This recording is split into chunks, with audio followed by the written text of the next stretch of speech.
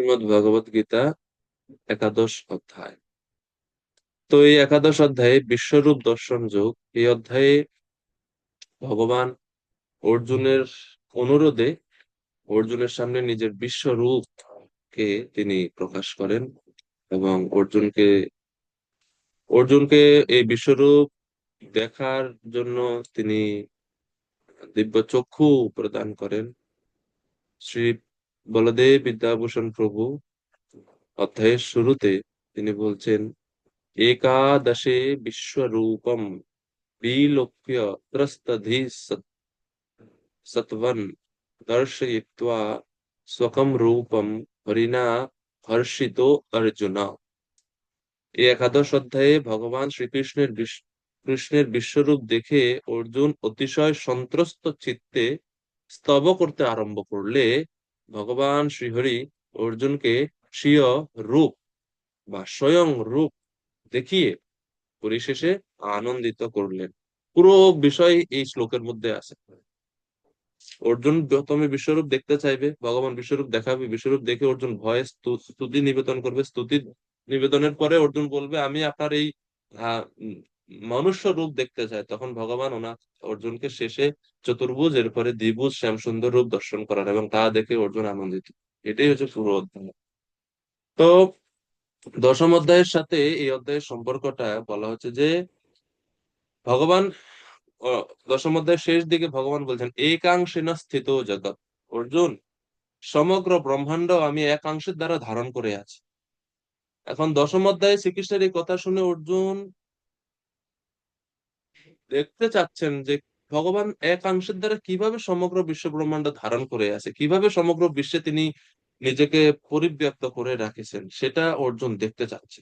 যদিও শ্রীকৃষ্ণ অর্জুনের রথ চালাচ্ছেন, রথের মধ্যে বসে আছেন, কিন্তু একই সাথে তিনি আবার সমগ্র ব্রহ্মাণ্ডে পরিব্যাপ্ত হয়ে তা ধারণ করে আছে। কিভাবে এটা? তো তাই অর্জুন শ্রীকৃষ্ণের এই সর্বব্যাপ্ত রূপটি দেখতে চাইছে। আর এই জন্যই ভগবান পরে বিশ্বরূপ দেখান। এই হচ্ছে 10 এবং 11 অধ্যায়ের মধ্যে পরস্পরের মধ্যে সম্পর্ক, ব্রিজ। 10 এবং 11, এই 11 অধ্যায়ে মোট শ্লোক রয়েছে 55টি শ্লোক আছে, এবং 5টি সেকশনে আমরা এই অধ্যায়ে ভাগ করতে পারি। প্রথম 1 থেকে 8 নম্বর শ্লোকে অর্জুনের অনুরোধে শ্রীকৃষ্ণ তার বিশ্বরূপ সম্বন্ধে বর্ণনা করেন। শ্লোক নম্বর 1 থেকে 8।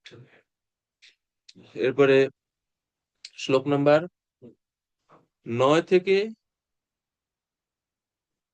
শ্লোক নম্বর 9 থেকে 14 অর্জুনের বিশ্বরূপ দর্শন সম্বন্ধে সঞ্জয়ের বর্ণন।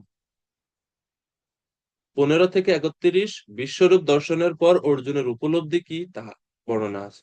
15 থেকে 31 পরে 32 থেকে 34 ভগবান শ্রীকৃষ্ণ।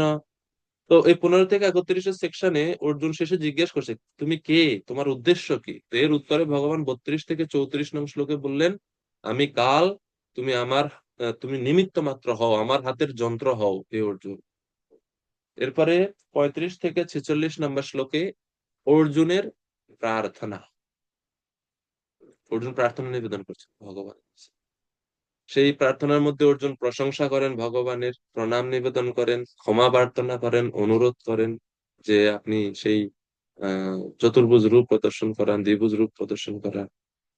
তো এরপরে 47 থেকে 55 নম্বর শ্লোকের শেষ অংশে ভগবত গীতা এই অধ্যায়ে ভগবান বলছেন যে কেবল অনন্য শুদ্ধ ভক্তগণই শ্রীকৃষ্ণের দ্বিভুজ রূপ দর্শন করতে পারেন।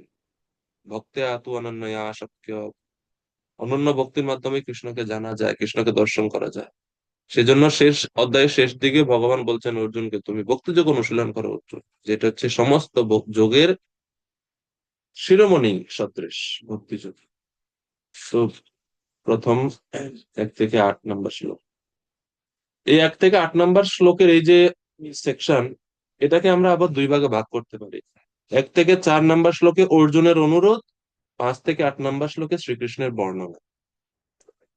তো অর্জুনের অনুরোধ, হে কৃষ্ণ, আমার সমস্ত মোহ দূর হয়েছে, তুমি কৃপাপূর্বক সেই রূপ আমাকে প্রদর্শন করো যার দ্বারা তুমি সমগ্র ব্রহ্মাণ্ডে প্রবেশ করো, সর্বব্যাপ্তে অবস্থান এবং প্রতিপালন করো। তুমি যদি ইচ্ছা করো তাহলে আমি তা দর্শন করতে পারি।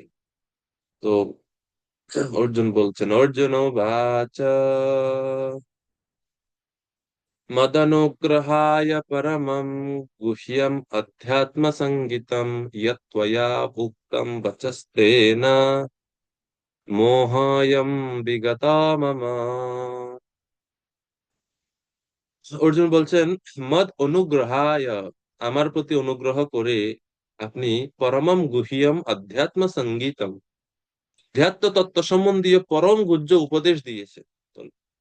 এবং এর ফলে ইয়ত্তয়োক্তম বচঃ, আমাকে দিয়েছেন আপনি সেই গুহ্য উপদেশ, এবং এর দ্বারা কি হলো আমার, তেনা মোহয়ম বিগত মম, মম আমার মোহ বিগত, আমার তোমার সব কথা শ্রবণ করে আমার মোহ দূর হয়ে গেছে। তো অর্জুনের প্রতিপক্ষ অর্জুন কখনোই মোহিত নয়, কিন্তু বদ্ধজীবের ভূমিকা নিয়ে বা একজন সাধারণ আহ জীবের মতো করে তিনি বলছেন যে আমার মোহ দূর হয়ে গেছে। তো মোহটা কি আসলে? কাম, ক্রোধ, লোভ, মোহ, মদ, মাৎসর্য। মোহ মানে মোহিত হওয়া। আহ বিশ্বনাথ চক্রবর্তী ঠাকুর বলছেন, মোহ শব্দের অর্থ করছেন যে কৃষ্ণের ঐশ্বর্য বিষয়ে অজ্ঞানতাই হচ্ছে মোহ। মোহ তদ ঐশ্বর্য অজ্ঞানম ইতি।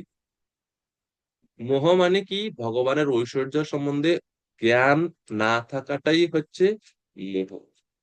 এবং অর্জুন বলছে যে আপনার এই ঐশ্বর্য, তো দশমতে ভগবান তার বিভূতি বা ঐশ্বর্য সম্বন্ধে বর্ণনা করেছেন, সেই ঐশ্বর্য শ্রবণ করে এখন অর্জুনের মোহ দূর হয়ে গেছে, মোহিত হয়ে থাকা মোহ।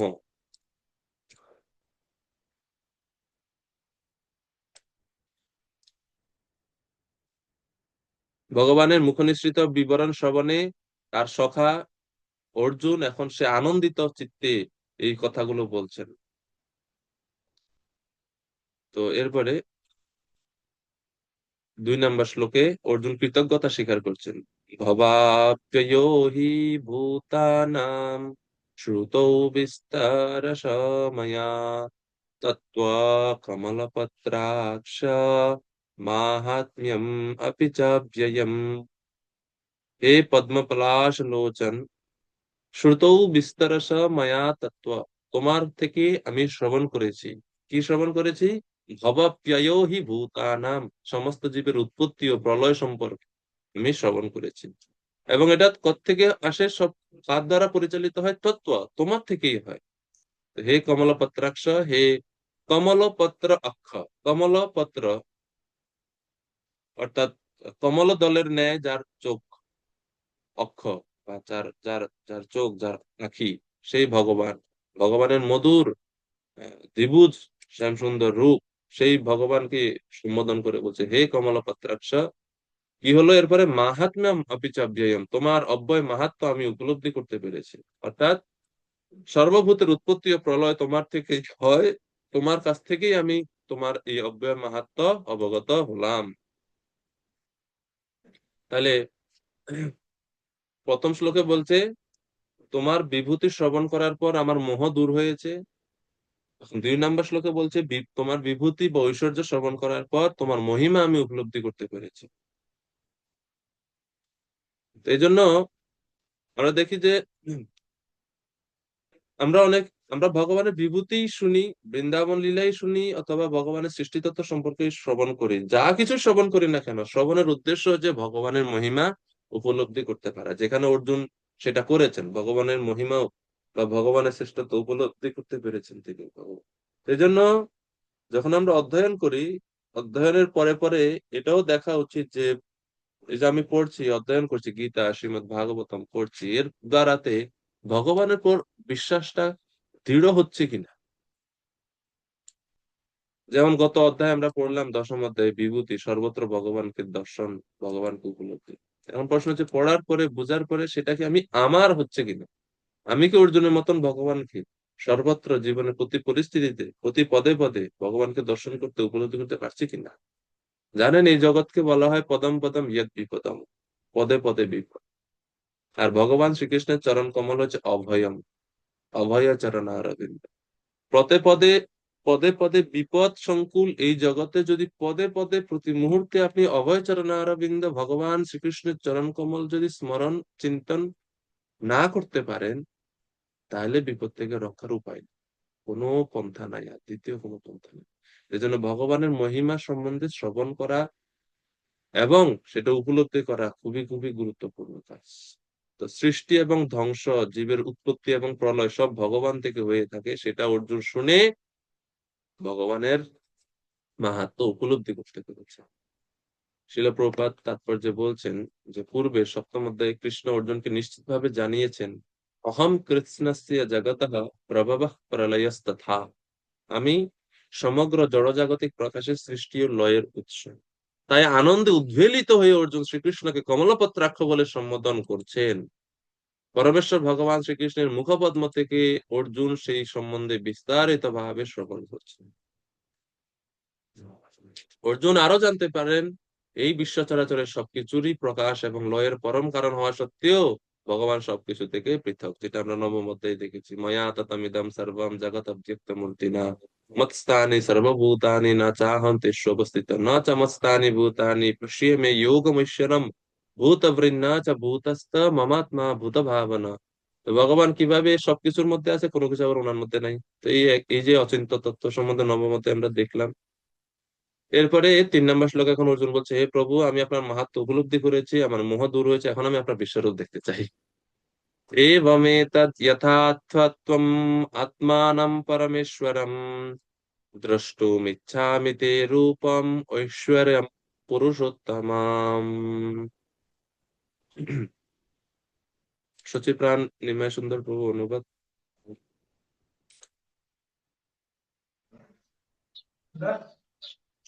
আহ হরে কৃষ্ণ প্রভু। হে পরমেশ্বর, তোমার সম্বন্ধে তুমি যেরূপ বলেছ, আমার সম্মুখে তোমাকে সেভাবেই দেখতে পাচ্ছি। তবুও হে পুরুষোত্তম, তুমি যেভাবে এই সৃষ্টিতে প্রবেশ করেছো, আমি তোমার সেই ঐশ্বর্যময় রূপ দেখতে ইচ্ছা করি। হরে কৃষ্ণ। হরে কৃষ্ণ। ধন্যবাদ প্রভু। তো এখন এই শ্লোকে অর্জুন জিজ্ঞেস করছে, প্রভু, হে ভগবান, হে পরমেশ্বর, তত্ত্বত্বম আত্মানম পরমেশ্বর, হে পরমেশ্বর, তুমি তোমার নিজের সম্বন্ধে বলেছ এবং যেভাবে বলেছো সেভাবে আমি বুঝেছি। এবং এতৎ যথা, যা বলেছো তা যথার্থই বলেছো এবং সেটাকে আমি বিশ্বাস করে আমি সেভাবে বুঝতে পেরেছি। অর্থাৎ এটা হচ্ছে যথাযথ। যেমন প্রভুপাদ ভগবদ গীতার নাম দিয়েছেন শ্রীমদ ভগবদ গীতা যথাযথ। অর্থাৎ কৃষ্ণ যেভাবে বলেছেন, যেভাবে বুঝাতে চেয়েছেন, অর্জুন ঠিক সেভাবে বুঝেছে। এবং শিল প্রভুপাদও বলছেন যে আমাদেরও অর্জুনের মতো, অর্জুন যেভাবে ভগবান শ্রীকৃষ্ণকে বুঝতে পেরেছে সেভাবে আমাদেরও ভগবান শ্রীকৃষ্ণকে বোঝা উচিত, এবং এটাই ভগবত গীতার মধ্যে দেওয়া আছে। তো এই শ্লোকে ভগবান অর্জুন বলছে, আত্মত্বম আত্মানম পরমেশ্বরম এইবম এতৎ যথা, আপনি যথার্থ বলেছেন। এবং এর থেকে আমরা বুঝতে পারি অর্জুন কৃষ্ণের কথার উপর বিশ্বাসী ছিল, কৃষ্ণের বাক্যের উপর অর্জুনের বিশ্বাস ছিল। তো এখন বুঝতে পেরেছি, আমি বিশ্বাস করি, এখন সেই রূপটা আমি দেখতে চাই।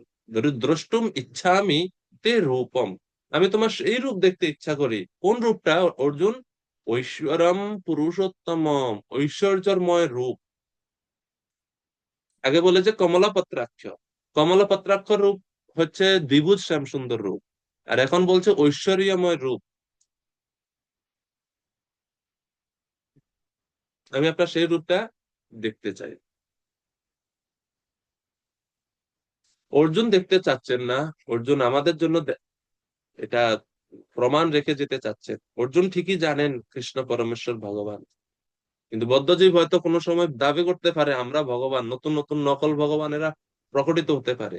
এই জন্য অর্জুন কৃষ্ণ যে পরমেশ্বর ভগবান তার প্রমাণ নাস্তিকদের জন্য রেখে যেতে চাচ্ছেন, যে যদি কেউ ভগবানকে কেউ যদি পরবর্তীকালে এসে নিজেকে ভগবান দাবি করে বা ভগবত অবতার দাবি করে, তাহলে সেও যেন তার নিজের বিশ্বরূপ দেখাতে পারে।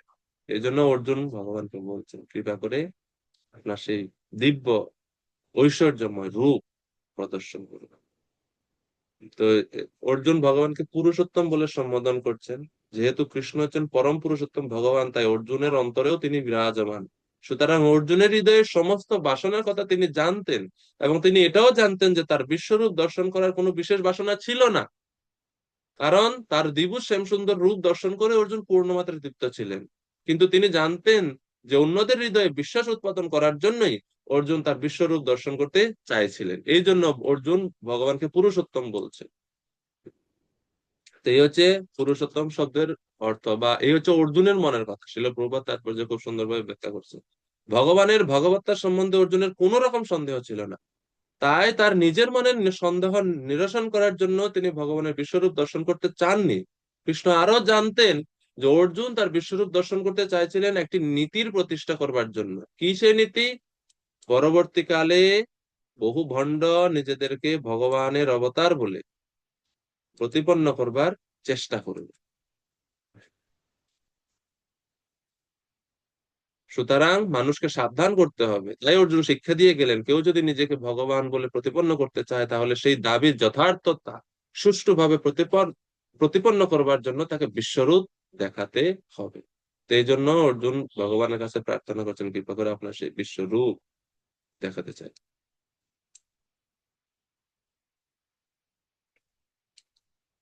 তো এই হচ্ছে অর্জুনের মনের ভাব।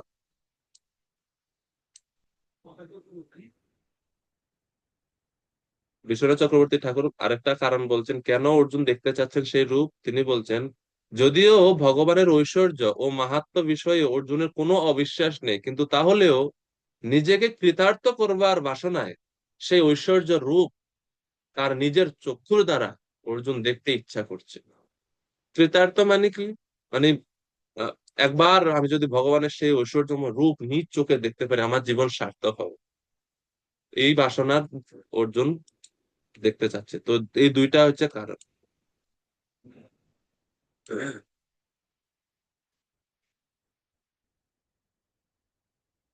এবং বিশ্বনাথ চক্রবর্তী ঠাকুর এখানে আরেকটা খুবই সুন্দর বিষয় এখানে বলছেন যে আহ, কেউ হয়তো প্রশ্ন করতে পারে যে অর্জুন তুই তো ভগবান শ্রীকৃষ্ণের সখ্য রসের ভক্ত, সখ্যতা, এবং সে তো ভগবান শ্রীকৃষ্ণের মাধুর্য মণ্ডিত রূপ দেখে অভ্যস্ত।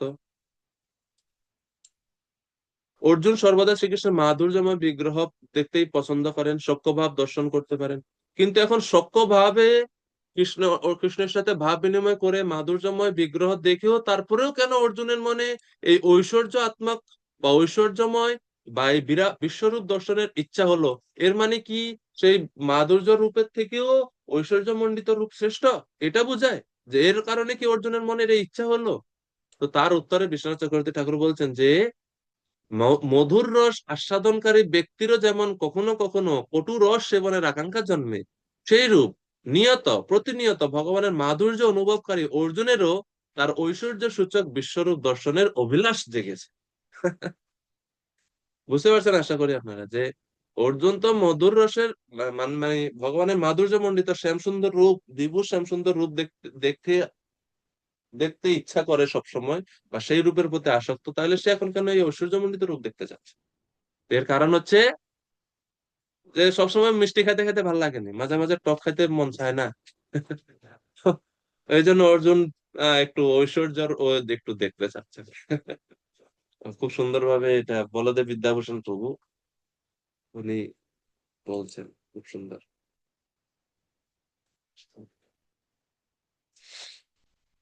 এরপরে 4 নম্বর শ্লোক।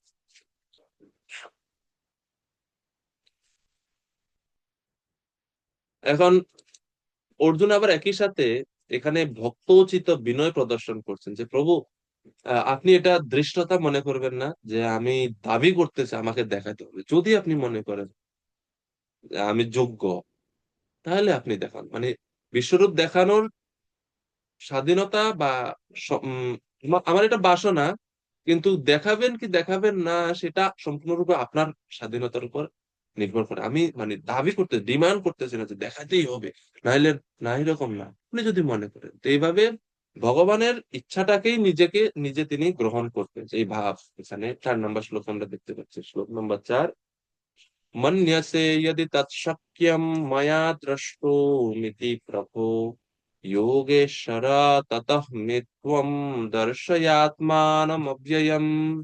मन्यसे यदि तत्शक्यम, হে প্রভু, যদি তুমি মনে করো যে তোমার এই বিশ্বরূপ দর্শন করার যোগ্য আমি, বা আমার যোগ্যতা আছে, এভাবে দৈন্যতা মিনতি করছে, দৈন্যতা প্রকাশ করছে অর্জুন, যেটা ভক্তি জীবনের জন্য খুবই দরকারি। তাহলে হে যোগেশ্বর, ততঃ মে তম দর্শয় আত্মানম অব্যয়ম, তাহলে আমাকে তোমার সেই নিত্য স্বরূপ দেখাও, নিত্য স্বরূপ দেখাও।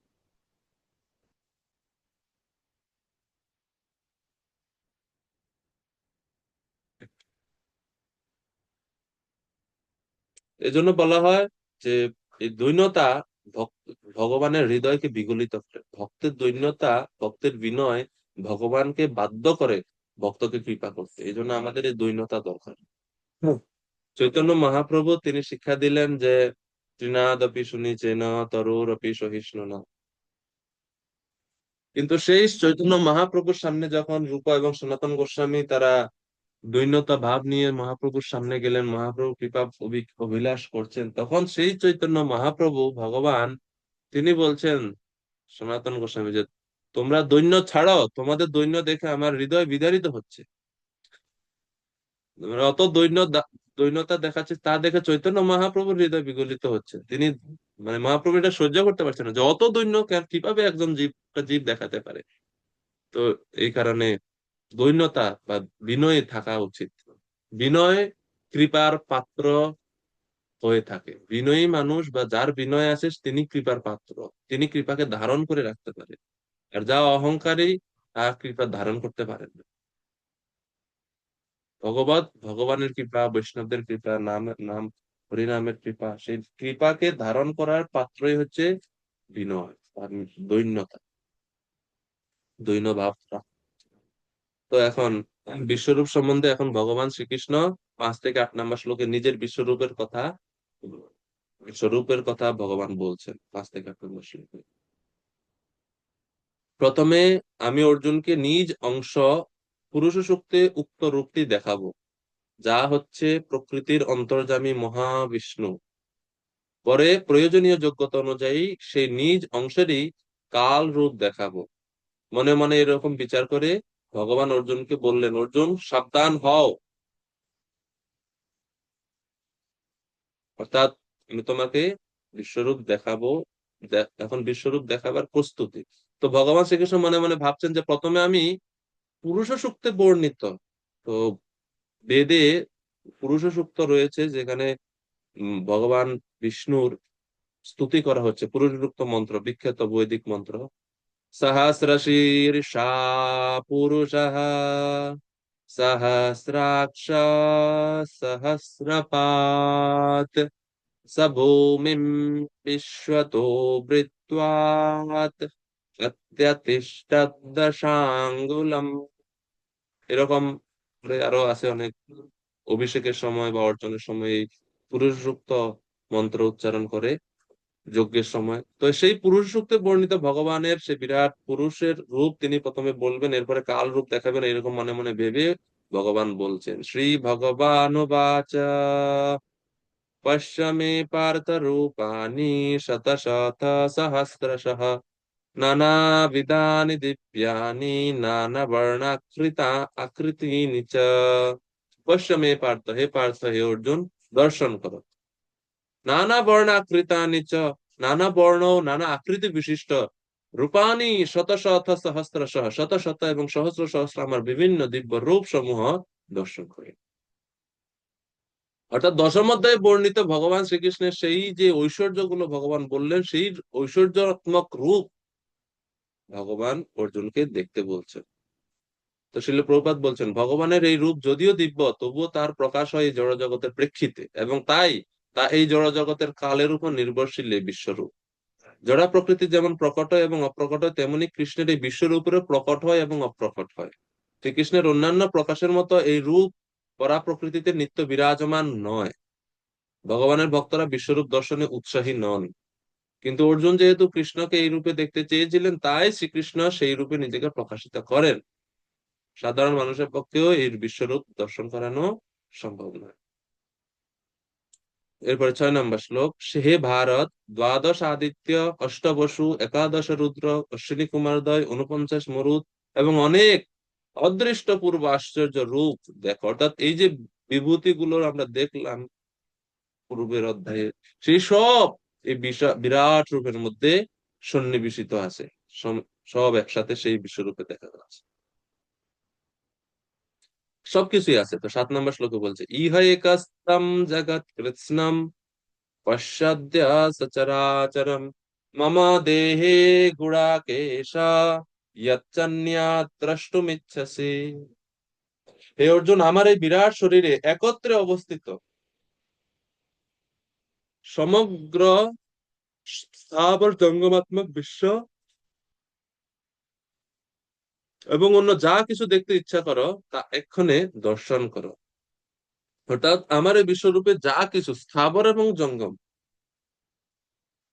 সব এই বিরাট অবয়বে তুমি দর্শন করো, ভগবান বলছে। এখানে ভগবান অর্জুনকে গুড়াকেশ শব্দ দ্বারা সম্বোধন করছেন। গুড়াকেশ শব্দ দ্বারা সম্বোধন করে ভগবান অর্জুনকে বলতে চাচ্ছেন, অর্জুন, যখন তুমি জিত নিদ্র, তখন অতন্দ্রিত ভাবে দর্শন করলে সকলেই দেখতে পাবে। মানে যেহেতু অর্জুন জিত নিদ্র, মানে নিদ্রাকে জয় করেছে, তো অর্থাৎ নিদ্রাহীন অপলক নয়নে তুমি ঐকান্তিক ভাবে তুমি যদি দর্শন করো, তাহলে সবকিছু তুমি এই রূপের মধ্যে দেখতে পাবে। আমরা জানি যে ভগবান শ্রীকৃষ্ণ তিনি নিজেও এই বিশ্বরূপ দেখিয়েছেন বৃন্দাবনে বাল্যলীলায়। মনে আছে আপনাদের? মা যশোদাকে যখন ভগবান এই মুখগহ্বরে অনন্ত ব্রহ্মাণ্ড দেখিয়েছেন, সেই শ্রীকৃষ্ণ আজ অর্জুনকে বিশ্বরূপ প্রদর্শন করতে গিয়ে এক দেহে সমগ্র জগৎ এবং জগতের যাবতীয় জীবের সমগ্র ব্যাপার প্রদর্শন করেছেন এবং বলছেন, হে অর্জুন, তুমি জিতনিদ্র, সুতরাং সাবধানে সমগ্র বিষয় অবলোকন করো। এই যুদ্ধে জয় ও পরাজয়ের সম্বন্ধে তুমি পূর্বে যে সমুদয় আশঙ্কা ব্যক্ত করেছ, আমার এই দিব্য রূপ দর্শনে তোমার সেই সমস্ত আশঙ্কা তো দূরীভূত হবেই, পরন্তু তুমি জানতে পারবে যে এই জগতের সকল বিষয়ই বিধি কর্তৃক নিয়োজিত ব্যবস্থা মাত্র। এবং এরপরে 8 নম্বর শ্লোকে ভগবান বলছে যে, যেহেতু তুমি আমার ভক্ত, অতএব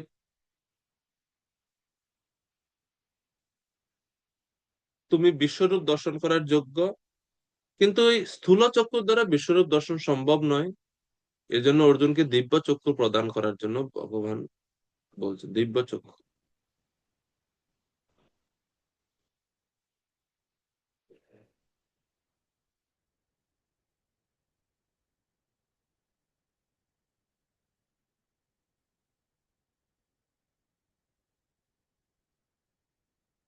যেহেতু অর্জুন প্রথমেই বলেছে যে, হে প্রভু, যদি আপনি আমাকে মনে করেন আমি আপনার রূপ দর্শনে সক্ষম বা যোগ্য, তো সেই জন্য ভগবান শ্রীকৃষ্ণ বলছেন 8 নম্বর শ্লোকে, ন তুমাম শক্যসে দ্রষ্টুম অনেনেব স্বচক্ষুষা দিব্যম দদামি তে চক্ষু পশ্য মে যোগমৈশ্বরম। ন তুমাম শক্যসে দ্রষ্টুম, অর্জুন তুমি আগে বলছো না যে তুমি কি যোগ্য কিনা? এই এই চোখ দিয়ে তুমি আমাকে দেখতে সক্ষম হবে না, কারণ স্থূল চক্ষু সম্পন্ন, আর আমার এই রূপ হচ্ছে ঐশ্বর্যময় রূপ। তো সেই জন্য তোমার কি দরকার? দিব্যম দদামি তে চক্ষু, আমি তোমাকে দিব্য চক্ষু প্রদান করছি, যার দ্বারা পশ্চিমে যোগম ঐশ্বরম, তুমি আমার অচিন্ত যোগ ঐশ্বর্য দর্শন করো।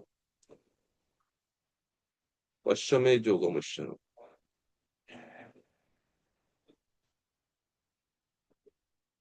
এবং আমরা আরেকটা খুবই ইন্টারেস্টিং জিনিস, ভগবান এই 5 থেকে 8 নম্বর শ্লোক পর্যন্ত এখানে ভগবান শ্রীকৃষ্ণ 5 বার পশ্য পশ্য পশ্য পশ্য পশ্য শব্দটি, পশ্য শব্দটি 5 বার এই পর্যন্ত ভগবান ব্যবহার করলেন। শ্রীকৃষ্ণ যোগেশ্বর, তিনি তার অচিন্ত্য শক্তির প্রভাবে অতীত বর্তমান ভবিষ্যৎ সহ বিশ্ব ব্রহ্মাণ্ডের সবকিছু প্রদর্শন করতে পারেন। এবং সেই জন্য ভগবান বলছে দেখো, মানে পশ্য বারংবার বলছেন। কেন এটা বারংবার বলছেন পশ্য পশ্য? এর থেকে আমরা বুঝতে পারছি যে অর্জুন প্রথমে দেখতে পাচ্ছিলেন না বলে ভগবান বলছেন তুমি দেখো। এখন পশ্য বা দেখাটা আসলে সবসময় চোখ দিয়ে দেখা হয় না। অনেক সময় আমরা দেখতে হলে কান দিয়ে অনেক সময় দেখা হয়, বুদ্ধি দিয়ে অনেক সময় দেখা।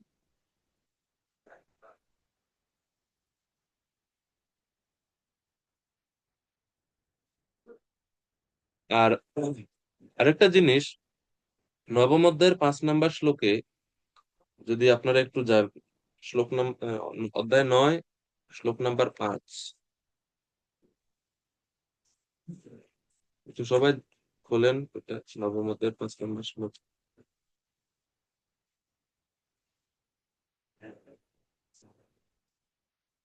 গেছেন?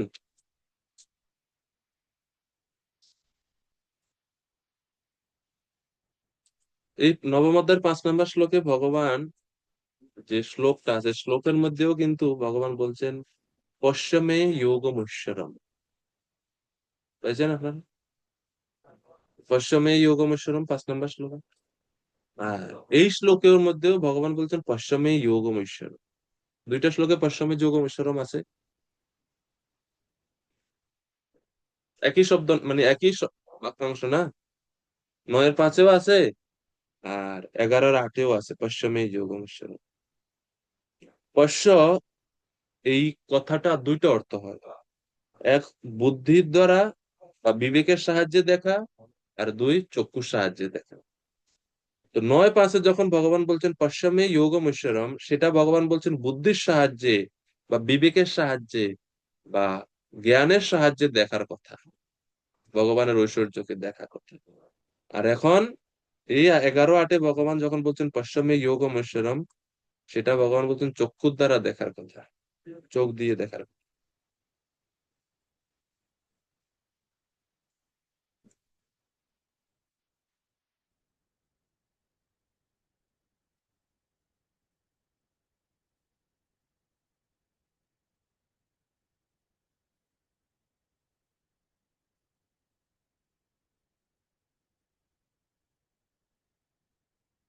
বিবেক এবং সরাসরি চক্ষুর দ্বারা দর্শন। যাই হোক, এখন এখানে আমাদের আচার্যরা একটা প্রশ্ন উঠাচ্ছে যে অর্জুনের এই দিব্য চক্ষুর কি প্রয়োজন? স্বয়ং ভগবান অর্জুনের সামনে আছে, সেই স্বয়ং ভগবানকে অর্জুন খালি চোখে দেখতে পাচ্ছে। আর ভগবানের ঐশ্বর্যময় রূপ দেখতে হলে অর্জুনের দিব্য চক্ষু দরকার। মাধুর্য রূপ স্বচক্ষে দেখতে পাচ্ছে, আর সেই মাধুর্য রূপের বা স্বয়ং রূপেরই অংশ প্রকাশ স্বরূপ যে বিশ্বরূপ, তা দেখার জন্য দিব্য চক্ষুর প্রয়োজন। এটা কতটুকু যৌক্তিক?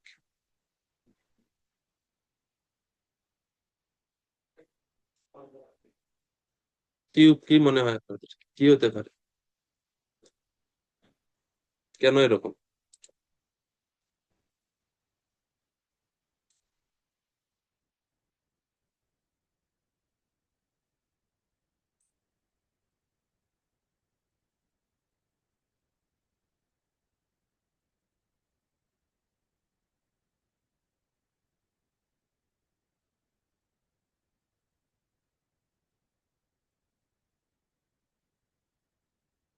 কেউ বলবেন? যারা স্বয়ং রূপ দেখতে পাচ্ছে খালি চোখে, আর এর থেকে নিচে পারমার্থিক বা প্রকাশের দিক থেকে যে বিশ্বরূপ, তা দেখার জন্য দিব্য চক্ষু কি দরকার? হ্যাঁ, প্রভু বলুন। বিষ্ণু দণ্ডক প্রণাম।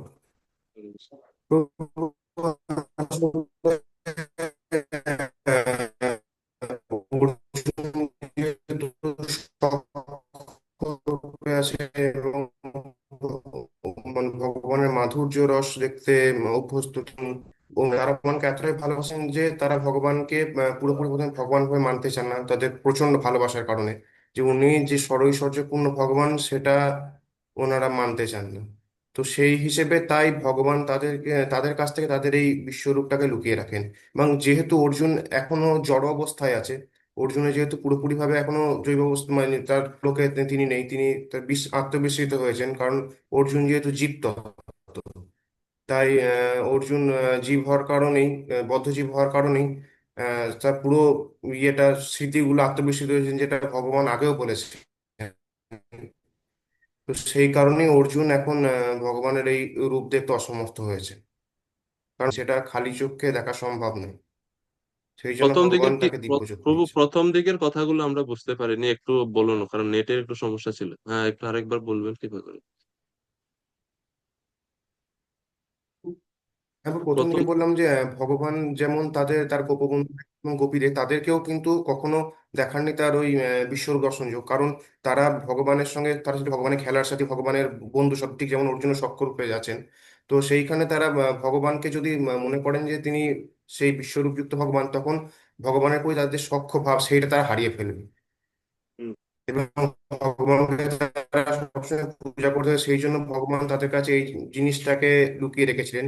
এবং তাছাড়া অর্জুন যেহেতু বদ্ধ জীব, তাই এর আগেও ভগবান বলেছেন যে আমার আর তোমার আগে বহু জন্ম হয়েছে, কিন্তু তুমি সেগুলো মনে রাখতে পারো না। ঠিক সেইভাবেই ভগবানের যে এই ঐশ্বর্যময় রূপ দর্শন করতে অর্জুন অক্ষম ছিল তার আত্মবিস্মৃতির কারণে। তাই ভগবান তাকে দিব্যচক্ষু দিয়েছিলেন, যাতে তার সেই আত্মবিস্মৃতি থেকে তিনি যাতে মুক্ত হন এবং ভগবানকে পুরোপুরিভাবে দর্শন করতে পারেন। ধন্যবাদ। বাদ বাকি আপনারা সবাই এটা নিয়ে একটু চিন্তা করবেন। এটা এটার উত্তর কি হতে পারে, অচ্যুত প্রভু বললেন, প্রভুর দৃষ্টিভঙ্গিটা সবার কাছ থেকে আমরা শুনবো, যারা যারা আছেন। প্রাণ গৌরচন্দ্র প্রভু, গোপবন্ধু প্রভু, বিদ্যুৎ সাহা প্রভু, তপময় প্রভু, অচিন্ত প্রভু, রূপমঞ্জুরি মাতাজি, সুচিত্রা নিলয় প্রভু, আরো যারা সব ভক্তরা আছেন, আগামীকালকে এটা আপনারা একটু খুঁজে বা চেষ্টা করবেন বোঝার জন্য, বলবেন এটা এটা এটা বা খাতায় লিখে গ্রুপে দিবেন যে কেন। আমরা আজকে আলোচনা করব, আজকে আলোচনা শুনেও আপনি পরেও সেখান থেকে আপনি নিতে পারেন, অথবা আপনি আলাদাভাবে কোনো রিসার্চ করে খুঁজে বের করতে পারেন, যেভাবে সম্ভব আপনি এটা করবেন। এটা এটা খুবই একটা গুরুত্বপূর্ণ বিষয়। তো প্রথম প্রশ্ন, যে যেহেতু অর্জুন ভগবানের মুখ্য পার্ষদ এবং নরের অবতার, সেজন্য প্রকৃত নরের ন্যায় বা প্রকৃত মানুষের ন্যায় অর্জুনের বর্তমানে যে চক্ষু আছে, সেই চক্ষুটা চর্মচক্ষু নয়। যিনি স্বচক্ষু দ্বারা সাক্ষাৎ ভগবানের মাধুর্য সাক্ষাৎ ভাবে অনুভব করেন, সেই অর্জুন সেই চক্ষু দ্বারা ভগবানের অংশ বিশ্বরূপ দর্শন করতে সমর্থ হন না, এবং দিব্য চক্ষু প্রার্থনা, ভগবান বলছেন তাকে দিব্য চক্ষু দেবে। তো এর উত্তর হচ্ছে এটা, যে যে সর্বোৎকৃষ্ট চক্ষু ভগবানের নর লীলারূপ মহামাধুর্য আস্বাদনে ব্যস্ত, সেই চক্ষু অনন্য ভক্তের ন্যায় ভগবানের দেবলীলা রূপ ঐশ্বর্য দর্শনে প্রবৃত্ত হয় না। অর্থাৎ যেই চোখ, যে মাধুর্য মণ্ডিত প্রেমময় চক্ষু দিয়ে তিনি ভগবানের মাধুর্য মণ্ডিত রূপ এবং লীলা দর্শন করতে অভ্যস্ত, সেই রূপ দিয়ে তিনি সেই ঐশ্বর্য রূপ দেখতে অভ্যস্ত না, বা সেই রূপ দেখার জন্য তিনি ইচ্ছা করেন না। কিন্তু এখন অর্জুন ইচ্ছা করছেন যে আমি আপনার সেই ঐশ্বর্য রূপ দেখতে চাই। তো এই কারণে বিশ্বনাথ চক্রবর্তী ঠাকুর এবং বলদেব বিদ্যাভূষণ উভয় আচার্যরা ওনারা বলছেন যে যিনি কৃষ্ণ ছাড়া অন্য কিছুতেই বিন্দুমাত্র অনুরক্ত নন, সেই চক্ষু, যে চক্ষু শুধুমাত্র ভগবানের নরলীলাতেই আসক্ত হওয়ার জন্য, সেই চোখ দিয়ে তিনি ঐশ্বর্যময় দেবলীলা সম্পদ গ্রহণ করতে পারবেন না, বা ঐশ্বর্যময় এই বিশ্বরূপ দর্শন করতে পারবেন না। আর এই কারণে ভগবান বলছেন যে তুমি এই বর্তমান চোখ দিয়ে আমার এই ঐশ্বর্য রূপ দেখতে পাবে না, তোমাকে আমি দিব্য চক্ষু প্রদান করছি। যেরকম বলা হয় যে যে ব্যক্তি সবসময় উত্তম মিশ্রির সুস্বাদু রস আস্বাদন করে জিহ্বার দ্বারা, তিনি কখনো খার বা গুড় আস্বাদন করতে পারেন না। যে সবসময় শুদ্ধ ভালো মিশ্রি খাই অভ্যস্ত, ওনার কাছে গুড় ভাল লাগবে? ভেজাল গুড় ভাল লাগবে না। যদি দুইও ধরনের স্বাদ কেউ খায়, তাহলে জিহ্বা কি হবে? নষ্ট হয়ে যাবে। মানে জিহ্বাতে তখন জিহ্বাটা, তো এই জন্য বলছে যে অর্জুন যখন ইচ্ছা করছে যে আমি আপনার দিব্য রূপ বিশ্বরূপ দেখবো, তখন ভগবান দিব্য চক্ষু প্রদান করছেন। দিব্য চক্ষুর দ্বারাতে অর্জুন বিশ্বরূপ দেখে এরপরে দিব্য চক্ষু নিয়ে নেবেন ভগবান, আবার আগের মতো অর্জুন তার সেই মাধুর্য রূপ বা সেই প্রকৃত চক্ষু, প্রেমময় চক্ষু ফিরে পাবেন, যার দ্বারা কৃষ্ণের মাধুর্যময় লীলা সমূহ তিনি দর্শন করবেন। এভাবে আচার্যরা বলছেন, এই কারণে ভগবান তাকে দিব্য চক্ষু প্রদানের কথা বলছেন।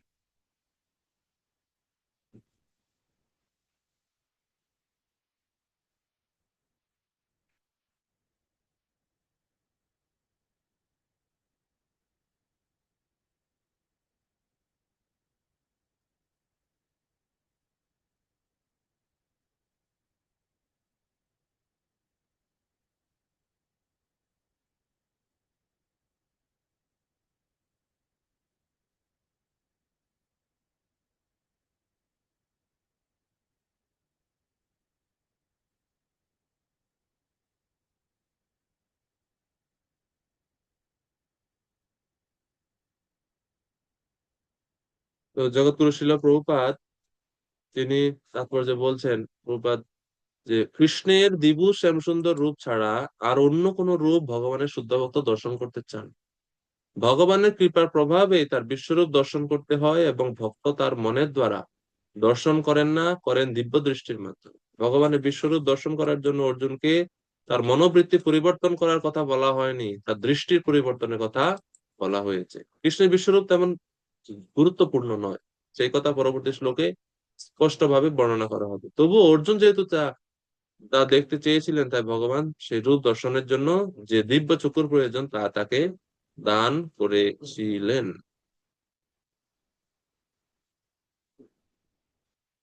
এরপরে 9 থেকে 14 নম্বর শ্লোক, অর্জুনের বিশ্বরূপ দর্শন সম্বন্ধে সঞ্জয়ের বর্ণনা। তো সঞ্জয় বলছেন কিভাবে অর্জুন বিশ্বরূপ দেখলেন সেই কথা সঞ্জয় ধৃতরাষ্ট্রকে বলছেন। সঞ্জয় উবাচ এবম উক্ত্বা ততো রাজন মহাযোগেশ্বরো হরিঃ দর্শয়ামাস পার্থায় পরমম রূপমৈশ্বরম।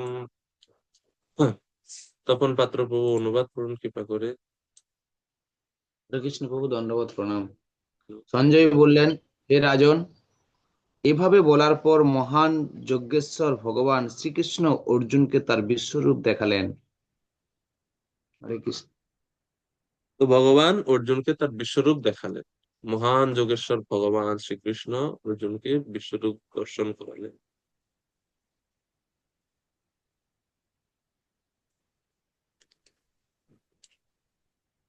তো সঞ্জয় 6টি শ্লোকে তা ধৃতরাষ্ট্রকে বলবে।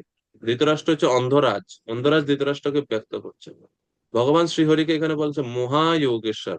ভগবান শ্রীহরি হচ্ছেন মহান এবং যোগেশ্বর।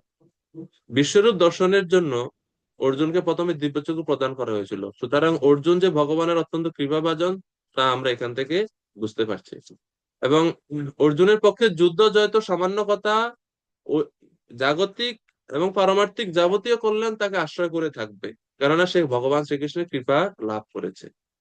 আর অন্যদিকে ধৃতরাষ্ট্রের পুত্রগণ যে যুদ্ধে পরাজিত হবে তাও আমরা এখান থেকে বুঝতে পারছি, কেননা তারা ভগবানের এই রূপ বা ভগবানের এই কৃপা তারা প্রাপ্ত হয়নি। তো শ্লোক নাম্বার 10, সেই বিশ্বরূপের বর্ণনা এখন শুরু হচ্ছে, কি রকম সেই রূপ। ঠিক আছে, অচ্যুত অরিজিৎ প্রভু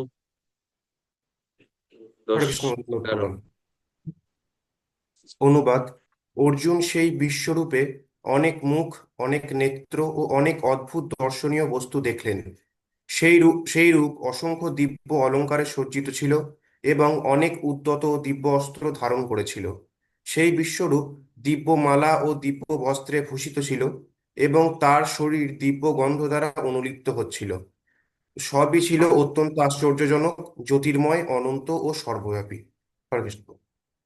এখন প্রশ্ন হচ্ছে, ভগবান তো দিব্য চক্ষু দিছে অর্জুনকে, সঞ্জয় মহাশয় কেমনে দেখতেছেন এটা? সঞ্জয়কে তো ভগবান দিব্যচক্ষু দেয়নি। ভগবান বলছে আমি তোমাকে দিব্যচক্ষু দিচ্ছি, অর্জুনকে বলছে, অর্জুন দেখছেন, কিন্তু সঞ্জয় কিভাবে দেখছেন? যেটা সঞ্জয় 18 অধ্যায়ে শেষে অধ্যায়ে গিয়ে বলছেন, ব্যাস প্রসাদাৎ শ্রুতবান এতৎ গুহ্যম অহম পরম। ব্যাসদেবের কৃপার ফলে ব্যাসদেব ওর সঞ্জয়কে দিব্য দৃষ্টি প্রদান করেছিলেন, যার দ্বারাতে সঞ্জয় শুধুমাত্র কৃষ্ণের কথা শ্রবণই না, কৃষ্ণের মনোভাব, অর্জুনের মনোভাব, উভয়ের কথোপকথন এবং এই বিশ্বরূপ দেখতে সক্ষম হয়েছে, যেটা অন্য সমস্ত সৈন্যরা দেখেনি, কিন্তু এই অর্জুন দেখছেন এবং সঞ্জয় দেখছেন। তো ব্যাসদেবের কৃপায় তিনি সেটা লাভ করেছেন। তো 10 এবং 11তে আমরা দেখলাম যে সেই বিশ্বরূপে কি আছে।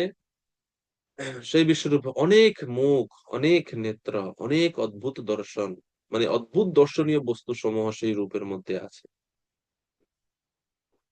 অনেক দিব্য আভরণ, আভরণ মানে হচ্ছে অলংকার আদি, অনেক অদ্ভুত অদ্ভুত অলংকার সজ্জিত সেই রূপ, এবং অনেক অস্ত্র সমন্বিত, অনেক সুন্দর মালা, দিব্য বস্ত্র, সবকিছু হচ্ছে দিব্য।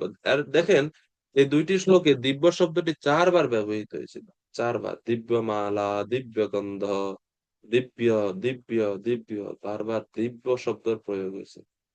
এর থেকে আমরা বুঝতে পারছি যে সেই বিশাল তেজময় বিশ্বরূপের যে মালা, অস্ত্র, বস্ত্র, গন্ধ সব জাগতিক না, অসাধারণ ছিল, দিব্য ছিল।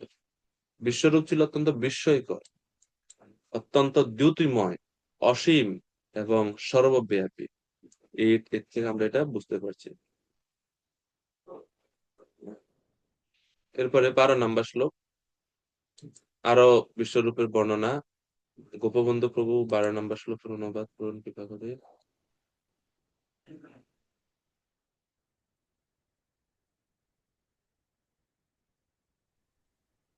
হরে কৃষ্ণ প্রভু। হরে কৃষ্ণ প্রভু। অনুবাদ: যদি আকাশে সহস্র সূর্যের প্রভা যুগপৎ উদ্ধৃত হয়, তাহলে সেই মহাত্মা বিশ্বরূপের প্রভাবে কিঞ্চিৎ তুল্য হতে পারে। হরে কৃষ্ণ। বলছে সেই যে বিশ্বরূপের এত প্রভা, এত জ্যোতি সম্পন্ন, যে সহস্র সূর্যের প্রভা যদি একসাথে হয় তাও এই বিশ্বরূপের কিঞ্চিত তুল্য হতে পারে। মানে বিশ্বরূপের এত প্রভার সঙ্গে সামান্যই তুলনা করা যেতে পারে যদি সহস্র সূর্য একসাথে উদ্যত হয়, তাও অত প্রভা সম্পন্ন। সেই জন্য সাধারণ জড় চোখ দিয়ে এই রূপ দর্শন বা উপলব্ধি করা যাবে না। এই মানে ভগবানের এই রূপ এত তেজময় রূপ।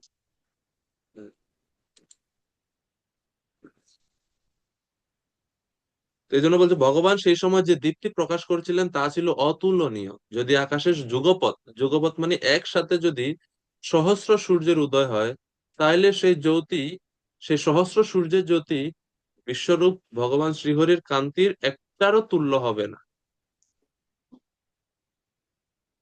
এই অদ্ভুত উপমা এখানে ব্যবহার করা হচ্ছে গীতার মধ্যে। এরপরে 13, তো এই যে 13 থেকে 14 এখন এই এই বিশাল অদ্ভুত রূপ দর্শন করে অর্জুনের কি অবস্থা, অর্জুনের কি অবস্থা হলো তা সঞ্জয় পরে 13 নম্বর 14 নম্বর শ্লোকে বলছে। তত্রেকস্তম জগৎ কৃৎস্নম প্রবিভক্তম অনেকদা অপশ্য দেব দেবস্য শরীরে পাণ্ডবস্তদা। তত্র একস্তম জগৎ কৃৎস্নম, অর্জুন যখন যুদ্ধক্ষেত্রে, তত্র মানে যুদ্ধক্ষেত্রে রথে উপবিষ্ট হয়ে, রথের উপরে বসেই সমগ্র জগৎ দর্শন করছিলেন। সমগ্র জগৎ মানে কেবল একটি ব্রহ্মাণ্ড নয়, কোটি কোটি ব্রহ্মাণ্ড সম্বন্ধিত পুরো জড়জগৎ। কিভাবে দর্শন করছিলেন? প্রবিভক্তম অনেকদা, নানা ভাবে বিভক্ত সমগ্র জগৎ। গ্রহগুলো ছিল ভিন্ন ভিন্ন রূপ এবং ভিন্ন ভিন্ন আয়তন বিশিষ্ট, সব না একসাথে খিচুড়ি না, বৈচিত্র্যমণ্ডিত রূপ অর্জুন দেখতে সক্ষম হয়েছিল। এবং অপশ্য দেব দেবস্য, অর্জুন সেই যুদ্ধক্ষেত্রেই সর্বদেবতার দেবতা ভগবান শ্রীকৃষ্ণের শরীরে নানাভাবে অবস্থিত অগণিত সমগ্র বিশ্বকে এক স্থানে দেখতে পেল। অর্থাৎ প্রতি রোমকূপে, প্রতি কুক্ষিতে দেখলেন এক একটা ব্রহ্মাণ্ড ভগবানের শরীরে। কোনো কোনো ব্রহ্মাণ্ড মাটির, কোনো কোনো ব্রহ্মাণ্ড হিরণ্ময় স্বর্ণের, কোনো কোনো ব্রহ্মাণ্ড মণিময়, কোনো কোনোটা অনেক বড়, অনেক এরকম বিচিত্র আয়তন বিশিষ্ট, বিচিত্র আকৃতি বিশিষ্ট ভগবান। এই সমগ্র বিশ্ব ব্রহ্মাণ্ডের সবকিছু ভগবানের শরীরে একই সাথে অর্জুন এই যুদ্ধক্ষেত্রে রথের উপরে বসেই দেখতে সক্ষম হয়েছিল। তো প্রভুপাদ বলছেন এর দ্বারা বোঝানো হচ্ছে যে অর্জুনের যখন বিশ্বরূপ দর্শন করেন তখন অর্জুন ও শ্রীকৃষ্ণ উভয়ই রথের উপর উপবিষ্ট ছিলেন। সেই যুদ্ধক্ষেত্রে অন্য আর কেউ কৃষ্ণের এই রূপ দর্শন করতে পারেননি, কারণ কৃষ্ণ কেবল অর্জুনকে দিব্য দৃষ্টি প্রদান করেছিলেন। শ্রীকৃষ্ণের শরীরে অর্জুন হাজার হাজার গ্রহলোক দর্শন করলেন। এবং পরে 14 নম্বর শ্লোক, এটা যখন দেখলেন এইভাবে অর্জুনের কি মনোভাব হলো? তত বিস্ময়াবিষ্ট হৃষ্ট রোমা ধনঞ্জয় প্রণম প্রণম্য শিরসা দেবম কৃতাঞ্জলি অভাষত। তত স বিস্ময়াবিষ্ট হৃষ্ট রোমা ধনঞ্জয়, ধনঞ্জয় বা অর্জুনের তখন কি হলো? বিস্ময় আবিষ্ট, অত্যন্ত বিস্মিত হয়ে গেলেন অর্জুন এই বিশাল রূপ। চিন্তা করতে পারেন যে আপনার সামনে সবকিছু এত উজ্জ্বল আলোময়, সমস্ত কিছু, ভয় লাগবে না? রোমাঞ্চিত হচ্ছে অর্জুনের মতো বীর যোদ্ধাও। হৃষ্ট রোমা, মানে শরীরের রোম সব দাঁড়িয়ে যাচ্ছে ভয়ে, আনন্দে না, ভয়ে, এবং বিস্মিত হচ্ছে। এবং অর্জুন ভয়ে প্রণম্য শিরসা, মস্তক দ্বারা ভগবানকে বারবার প্রণাম করছে এবং কৃতাঞ্জলি হাত জোড় করে অভাসত বললেন। অর্জুন বলতে শুরু করলেন। অর্জুন, যিনি সখ্য সখা ছিলেন, বন্ধু ছিলেন, তিনি এখন অদ্ভুত রসে পরিণত হয়েছেন। 14 নম্বর শ্লোকে আমরা বুঝতে পারছি। এর দ্বারা বোঝা যায় কৃষ্ণ হচ্ছেন সকল রসের আশ্রয়, অখিল রসামৃত মূর্তি, সমস্ত রসময় রসের ভান্ডার বা আশ্রয় হচ্ছেন তিনি। কৃষ্ণ একই সময়ে বিভিন্ন ভক্তদের সাথে বিভিন্ন রসের আদান প্রদান করতে পারে। এই হচ্ছে ভগবানের রসময় পুরুষের রসের অবস্থা,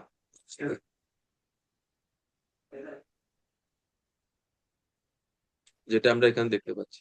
তো আমরা জানি যে ভগবানের সঙ্গে সম্পর্ক বা ভাবের আদান প্রদানের 12টা বিভিন্ন রস আছে। জড়জাগতিক সম্পর্কের মধ্যে যার আভাস মাত্র দেখা যায়, আভাস দেখতে পাওয়া যায় জগতে।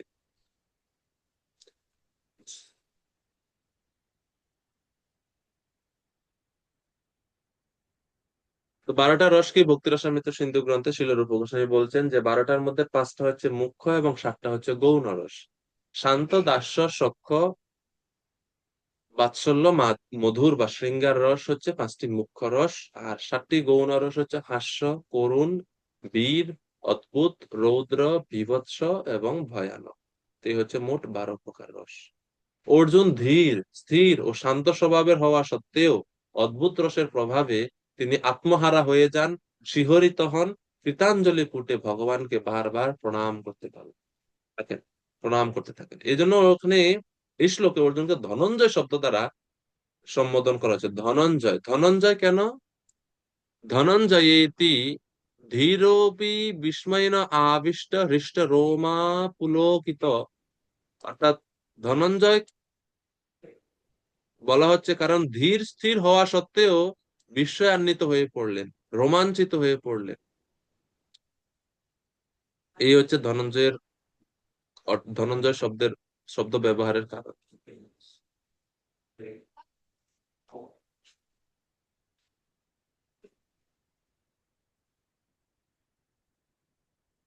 এবং এই যে রোমাঞ্চ ভাব, বিশ্বনাথ বলদেব বিদ্যাভূষণ বলছেন যে এই যে প্রণতি এবং অঞ্জলিকরণ, মানে এই যে প্রণাম করছেন এবং হাত জোড় করে প্রার্থনা করছেন, সেটা হচ্ছে অনুভাব। আর রোমাঞ্চ ভাব, রোমাঞ্চ যে হচ্ছে শরীরের হৃষ্ট রোমা হচ্ছে, সেটা হচ্ছে সাত্ত্বিক ভাব। এবং এইভাবে অদ্ভুত রস অর্জুনের মধ্যে দেখা গেল। এরপরে আক্ষিপ্ত মতি, ধৃতি এবং হর্ষ অর্জুনের মধ্যে দেখা যাচ্ছিল, এগুলো হচ্ছে সঞ্চারী ভাব। এবং বিস্ময়ান্বিত হয়ে পড়লেন অর্জুন, সেটা হচ্ছে স্থায়ী ভাব। এভাবে অর্জুনকে এই সমস্ত ভাব সমূহ আশ্রয় করলো। বিশ্বরূপের দ্বারা আলম্বন বিভাবের উদ্ভব হলো, বিরাট পুরুষের অদ্ভুত বিভাবের দ্বারা উদ্দীপন বিভাবের সঞ্চার হয়েছিল।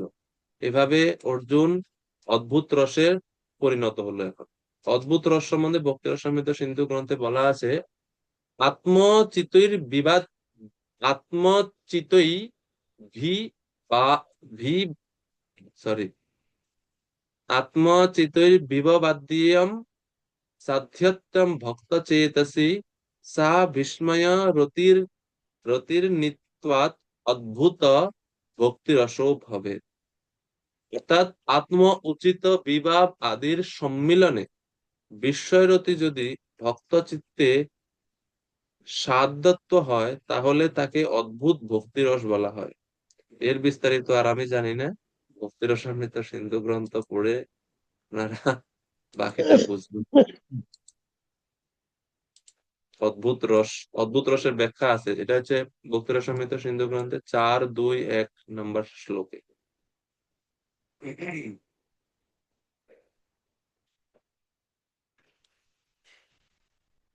তো 15 থেকে 31 নম্বর শ্লোকে বিশ্বরূপ দর্শনের পর অর্জুনের কি উপলব্ধি, অর্জুনের কি মনোভাব তা আমরা এখন অর্জুনের মুখ থেকে শ্রবণ করব। অর্জুন উবাচ, অর্জুন বলছেন। তো অচ্যুত অরিজিৎ প্রভু, আপনি গতকালকের মতো আবার আমাকে একটু সাহায্য করবেন। ঠিক আছে, হোস্ট হয়ে গেছেন, চাইলে আপনি মিউট আনমিউট করতে পারেন নিজেকে। তো এখন হরে কৃষ্ণ। ভগবান অর্জুন বলছেন ভগবানের কাছে প্রার্থনা নিবেদন করে, কৃতাঞ্জলি ফুটে হাত জোড় করে ভগবানের কাছে বলছেন, পশ্যামি দেবান তব দেব দেহে সর্বান তথা ভূত বিশেষ সঙ্গান ব্রহ্মানমীশম কমলাসনস্থম ঋষীন চ সর্বান উরগান চ দিব্যান। প্রভু অনুবাদ। হরে কৃষ্ণ। অনুবাদ। অর্জুন বললেন, হে দেব, তোমার দেহে দেবতাদের, বিবিধ প্রাণীদের, কমলাসনে স্থিত ব্রহ্মা, শিব, ঋষিদের ও দিব্য সর্পদের দেখছি। হ্যাঁ, হরে সবকিছু। কৃষ্ণ। তো অর্জুন কি কি দেখছেন সব সিরিয়ালে বলছেন। কি দেখলেন? পশ্যামি দেবান তব দেব দেহে, আপনার দেহে সমস্ত দেবতাদের দেখছি।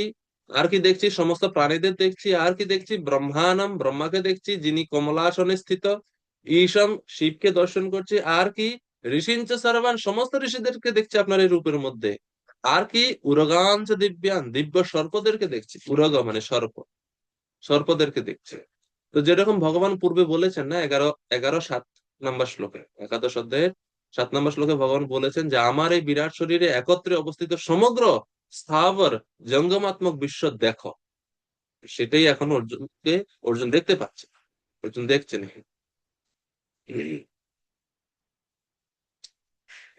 এরপরে পরের শ্লোক, 16 শ্লোক প্রভু অনুবাদ।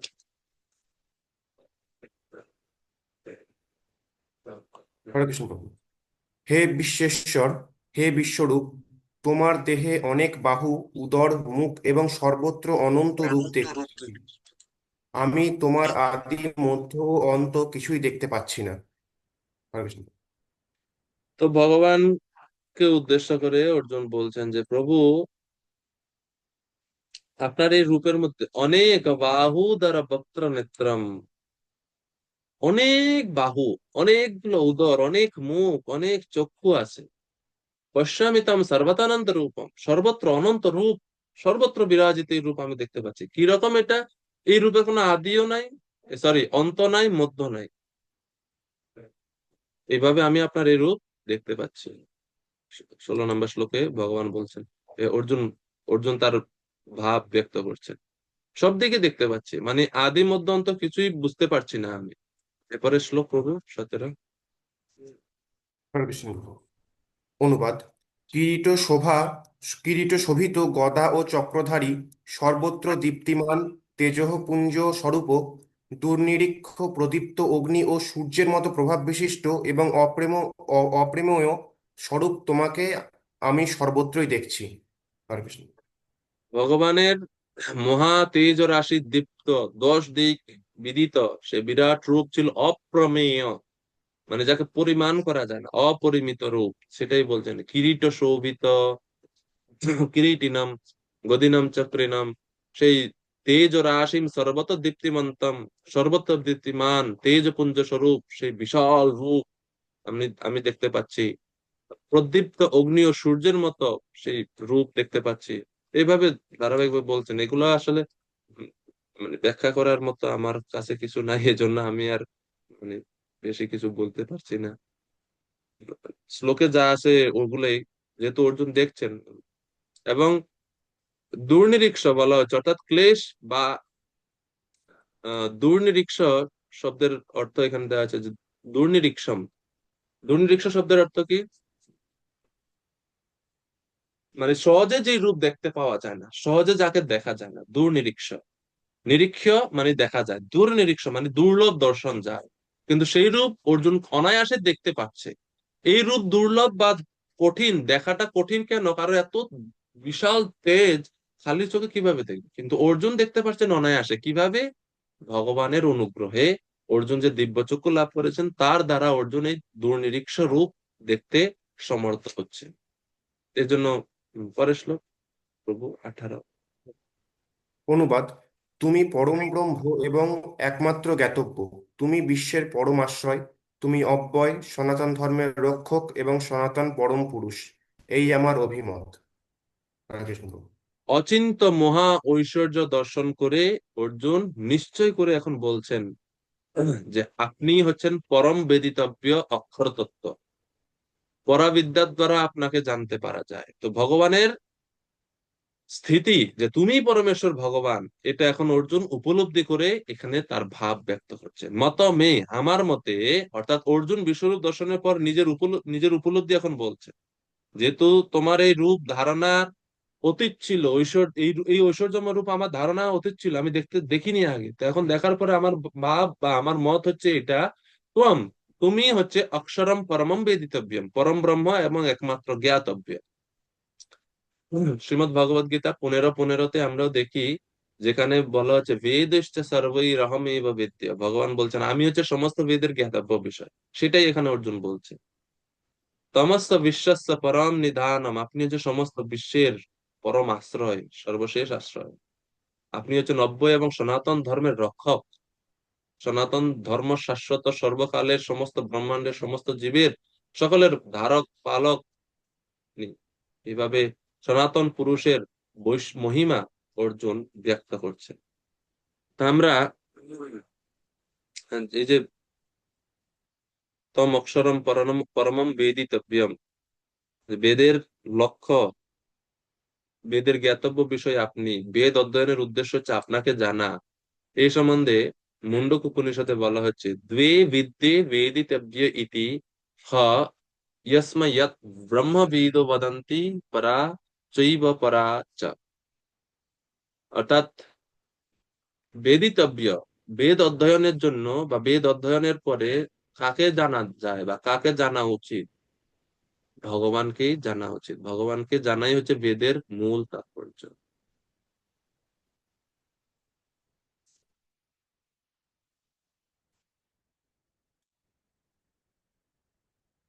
এরপরে 19 নম্বর শ্লোক, 19 থেকে 25 নম্বর শ্লোকে এখন অর্জুন কর্তৃক কাল রূপের বর্ণনা। অর্জুন এখন ভগবানের এই বিরাট রূপের একটা অংশ হচ্ছে কাল, মহাকাল, সে কাল রূপের বর্ণনা করছে এবং অর্জুন ভীত হয়ে পড়ছেন। সেটা এই 19 থেকে 25 নম্বর শ্লোকে দেওয়া হবে। অনাদি মধ্যম অন্তম অনন্ত বীর্যম অনন্ত বাহুম শশি সূর্য নেত্রম পশ্যামি তম দীপ্তহুতাশবক্ত্রম সতেজসা বিশ্বমিদং তপন্তাম। অনুবাদ। আমি দেখছি তোমার আদি মধ্য ও অন্ত নেই। তুমি অনন্ত বীর্যশালী ও অসংখ্য বাহু বিশিষ্ট, এবং চন্দ্র ও সূর্য তোমার চক্ষুদ্বয়। তোমার মুখমণ্ডলে প্রদীপ্ত অগ্নির জ্যোতি, এবং তুমি স্বীয় তেজে সমগ্র জগৎ সন্তপ্ত করছো। হরে কৃষ্ণ। ভগবান এখানে আবার বলছেন, আগেও একবার বলেছেন 11-16-তে ভগবান বলছেন নন্তম ন মধ্যম ন পুনস্তবাদিম পশ্যামি। সেখানেও বলছেন, আর এখানেও আবার বলছেন অনাদি মধ্যে অন্তম চ। অর্থাৎ ভগবানের আদি মধ্য অন্ত কোনো কিছুই নেই, কারণ তিনি হচ্ছেন সনাতন অক্ষর অব্যয় পরম পুরুষ, এবং তিনি হচ্ছেন ষড়ৈশ্বর্যশালী। যেটা বিষ্ণু পুরাণে ষড়ৈশ্বর্যশালী ভগবান যে, বা ভগবান কে হবে বিষ্ণু পুরাণে বলা হচ্ছে। বিষ্ণু পুরাণে 6, 5, 47 শ্লোক নাম্বার বিষ্ণু পুরাণে, ঐশ্বর্যস্য সমগ্রস্য বীর্যস্য যশস্য শ্রিয় জ্ঞান বৈরাগ্যশ্চৈব স্বর্ণম ভগ ইতিঙ্গনা। তো অনুবাদ আপনারা সবাই জানেন যে ভগ মানে হচ্ছে 6টি প্রকার ঐশ্বর্য, যার মধ্যে পূর্ণরূপে আছে সেই 6টা ঐশ্বর্য আছে কৃষ্ণের মধ্যে পরিপূর্ণ রূপে। সেজন্য কৃষ্ণ হচ্ছেন পরম পুরুষোত্তম ভগবান। এভাবে অর্জুন তার ভাব ব্যক্ত করছেন। কাল রূপে তার মুখ থেকে প্রদীপ্ত অগ্নিরাশি সমস্ত বিশ্ব ব্রহ্মাণ্ডকে সন্তপ্ত করছে।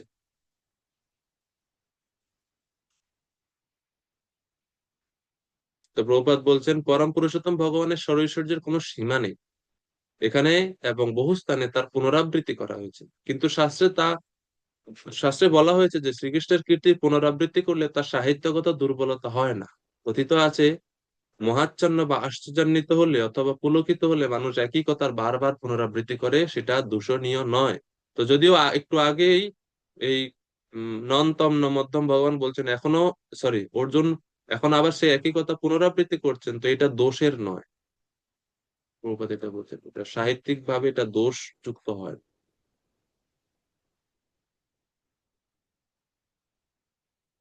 এরপরে শ্লোক নাম্বার 20 প্রভু। অনুবাদ: তুমি একাই স্বর্গ ও মর্ত্যের মধ্যবর্তী অন্তরিক্ষ ও 10 দিক পরিব্যাপ্ত করে আছো। হে মহাত্মন, তোমার এই অদ্ভুত ও ভয়ঙ্কর রূপ দর্শন করে ত্রিলোক অত্যন্ত ভীত হচ্ছে। হরে কৃষ্ণ প্রভু।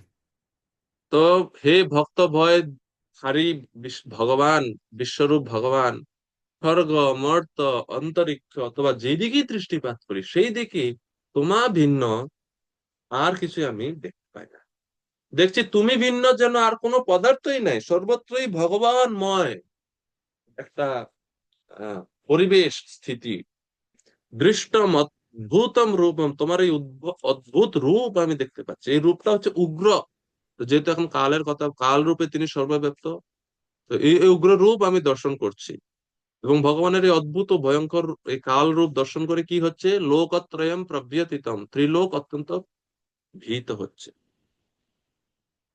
এখন এখান থেকে আমরা বুঝতে পারছি যে এই যে ভগবানের এই রূপ দেখে ত্রিলোক ভীত হচ্ছে, এর মানে অর্জুন এবং সঞ্জয় এছাড়াও ব্রহ্মাণ্ডের দিব্য দৃষ্টি সম্পন্ন উচ্চ লোকের বাসীরা ভগবানের এই বিশ্বরূপ দর্শন করতে পারছে। ব্রহ্মাণ্ডের উচ্চ লোকের আদিবাসীদের এখানে উল্লেখ করা হয়েছে, যার মানে হচ্ছে যারা ভুব স্বর্গ মহৎ জনতব্য, তারা এই বিশ্বরূপ দেখতে পাচ্ছে। কিন্তু এই মানে যুদ্ধক্ষেত্রে খালি অর্জুন এবং সঞ্জয়ই দেখছেন। এখান থেকে আমরা বুঝতে পারছি 20 নম্বর শ্লোক থেকে।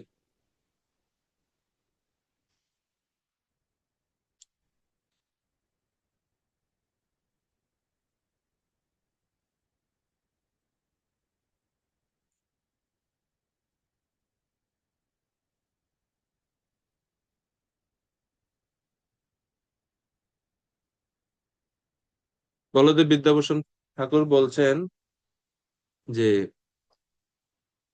ভগবানের বিশ্বরূপ দেখার জন্য ব্রহ্মা আদি দেবতা, বহু অসুর, পিতৃগণ, গন্ধর্বগণ, বহু যক্ষ, রক্ষ, কিন্নর, মানব আদি অনেকেই উপস্থিত হয়েছিলেন। তার মধ্যে যারা ভক্তিমান ছিলেন তারা ভগবানের কৃপায় দিব্য চক্ষু সম্পন্ন হয়ে এই বিশ্বরূপ দর্শন করেছিলেন। কেবল অর্জুনই যে একাকী স্বপ্নাশ্রিত ব্যক্তির ন্যায় সাপনিক রথ অশ্ব আদি তুল্য বিশ্বরূপ দর্শন করেছিলেন তা নয়, কারণ ভগবানের এই ঐশ্বরিক রূপ দর্শনের বহু সাক্ষী আছে। এটাই এই শ্লোকে বলা হচ্ছে। অর্থাৎ অনেকে দেখেছিলেন, যাদেরকে ভগবান দিব্যদৃষ্টি দান করেছিলেন তারা দেখছিলেন। এরপর 21 নম্বর শ্লোক প্রভু অনুবাদ করুন। অনুবাদ: সমস্ত দেবতারা তোমার শরণাগত হয়ে তোমাতেই প্রবেশ করছেন। কেউ কেউ ভীত হয়ে করজোড়ে তোমার গুণগান করছেন।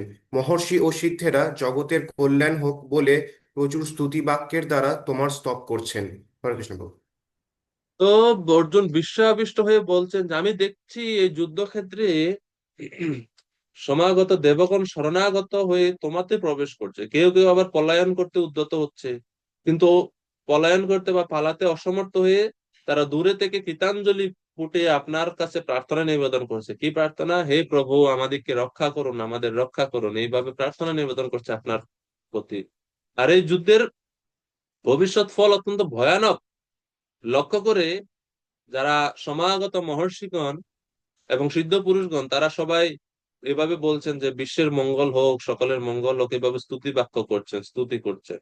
এটা অর্জুন দেখতে পাচ্ছেন এবং এই ভাব ব্যক্ত করছেন এখানে।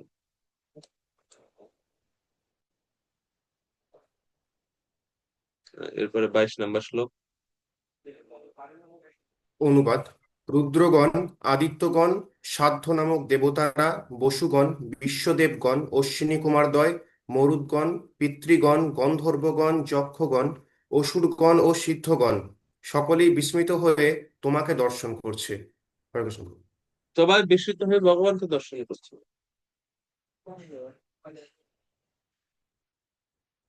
অসুর সিদ্ধ সংজ্ঞা, অসুরগণ ও সিদ্ধগণ সবাই মানে ব্রহ্মাণ্ডের যত উচ্চ উচ্চ গ্রহ লোকে যারা আছে সবাই আশ্চর্যান্বিত হয়ে ভগবানের এই রূপ, অত্যন্ত ভয়ঙ্কর এই কাল রূপ দেখতে পাচ্ছে, দেখছেন। তো বলছেন যে ভগবানের এই ঐশ্বরিক রূপ দর্শনে যে অর্জুন একমাত্র বিস্ময়াবিষ্ট হয়েছেন এরকম না, অনেকেই সেই রূপ অবস্থা প্রাপ্ত হয়েছে।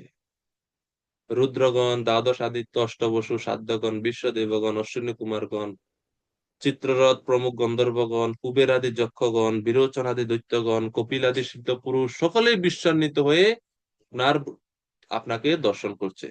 তো শ্রুতিতে বলা আছে যে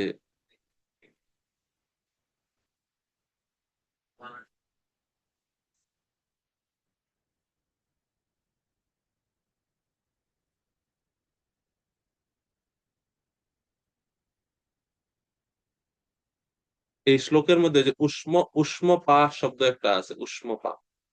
তো উষ্ম উষ্ম পা শব্দ বলতে পিতৃগণকে বোঝাচ্ছে।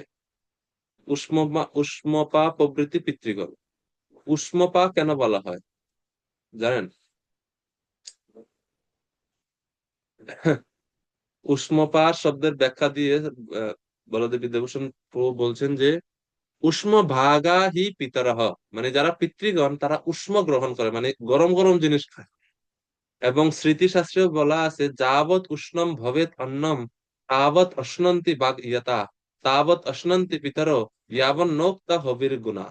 তা যে পর্যন্ত, যতক্ষণ পর্যন্ত অন্ন উষ্ণ থাকে, গরম থাকে, সেই পর্যন্ত পিতৃগণ বাক্য সংযম করেন। এবং যেই পর্যন্ত ঘৃতের গুণ না কথিত হয় সেই কাল পর্যন্ত তারা আহার করেন। আর নিরুক্ত শাস্ত্রে বলা আছে উষ্মানম পিবন্তি, অর্থাৎ উষ্ণ দ্রব্য তারা পান করেন। এই জন্য পিতৃগণকে এখানে বলা হচ্ছে উষ্মপা, যারা উষ্ণ জিনিস পান করেন বা গ্রহণ করেন, উষ্ণ না হলে খায় না।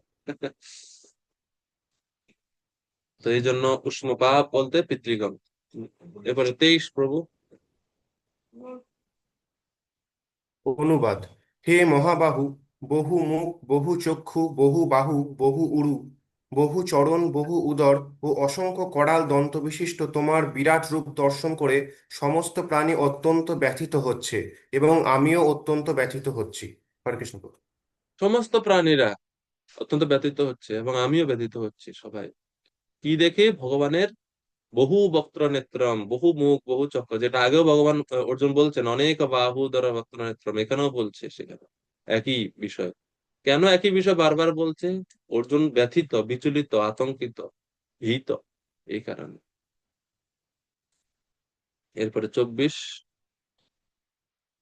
হে বিষ্ণু, তোমার আকাশস্পর্শী তেজোময় বিবিধ বর্ণযুক্ত বিস্তৃত মুখমণ্ডল ও উজ্জ্বল আয়ত চক্ষু বিশিষ্ট তোমাকে দেখে আমার হৃদয় ব্যথিত হচ্ছে এবং আমি ধৈর্য ও সম অবলম্বন করতে পারছি না।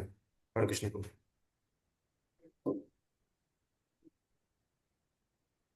হরে কৃষ্ণ। তো এখন এই শ্লোকে অর্জুনের উপলব্ধি বলছে যে হে প্রভু, আমি আমার ধৈর্য ধারণ করতে পারছি না, ধৈর্য হারিয়ে ফেলছি।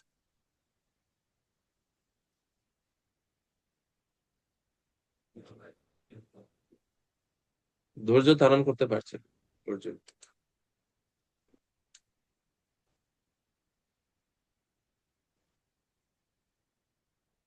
ধৈর্য এবং সমহীন, এখানে ভগবানকে অর্জুন বিষ্ণু শব্দ দ্বারা সম্বোধন করছে। বিষ্ণু বলতে যেহেতু এখানে চক্র গদা সমন্বিত রূপ, দিব্যাস্ত্র সমন্বিত রূপ, এই জন্য ভগবানকে অর্জুন বিষ্ণু শব্দ দ্বারা সম্বোধন করছেন, বিষ্ণু।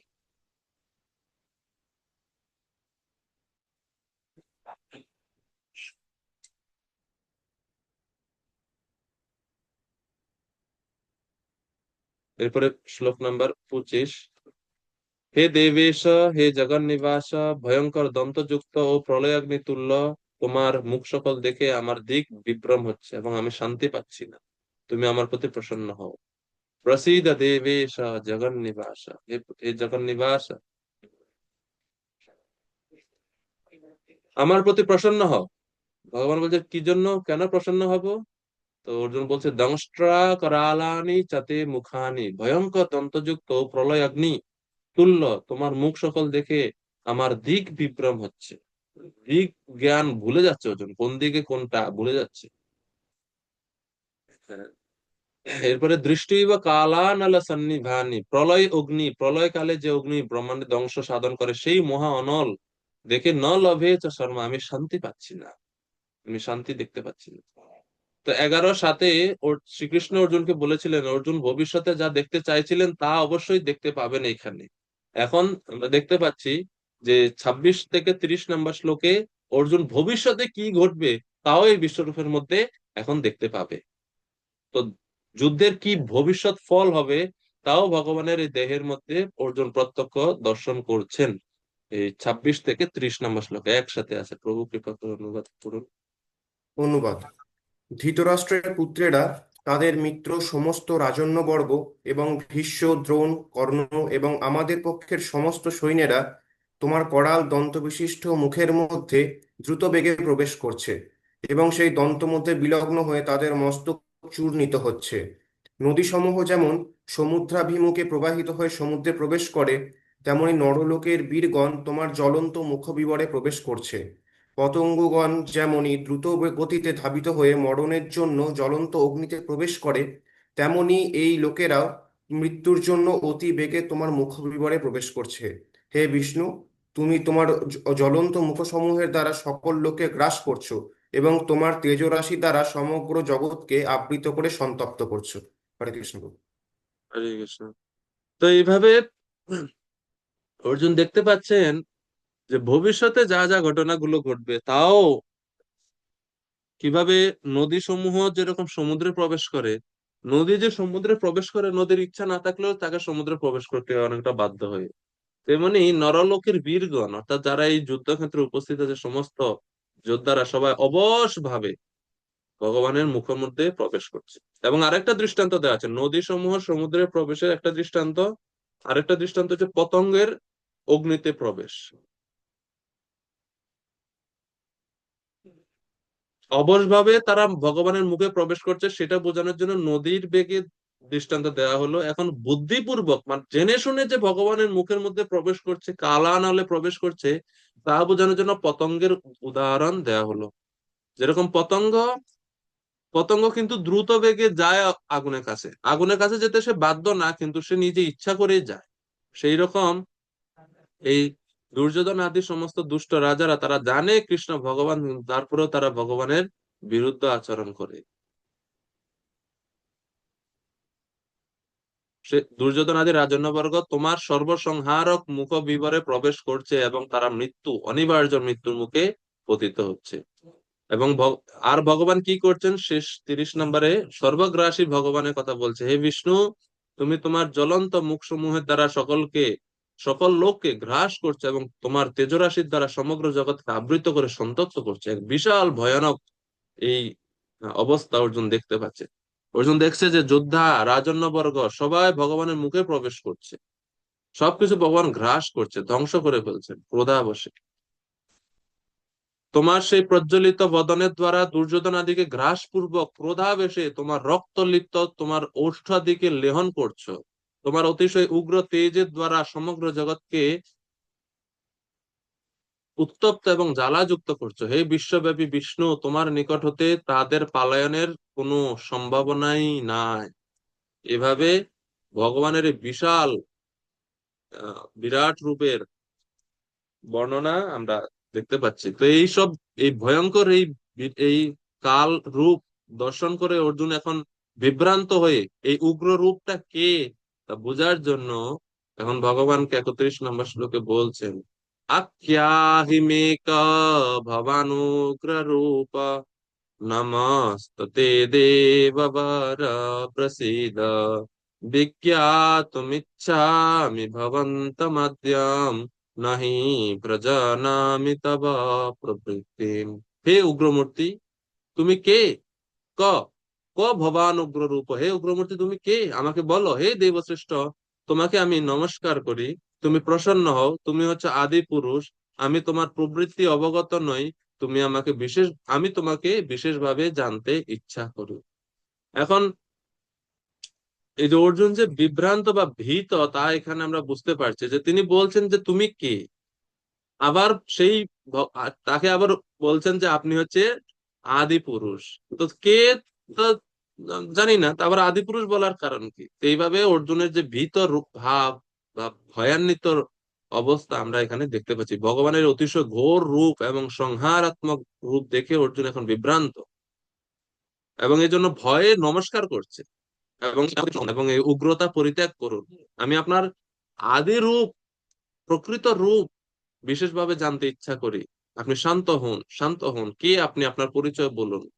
তো 32 নম্বর শ্লোক থেকে ভগবান ওনার উত্তর দিবেন। আমরা আজকে 31 পর্যন্তই রাখি। 31 নম্বর শ্লোক পর্যন্ত রাখি।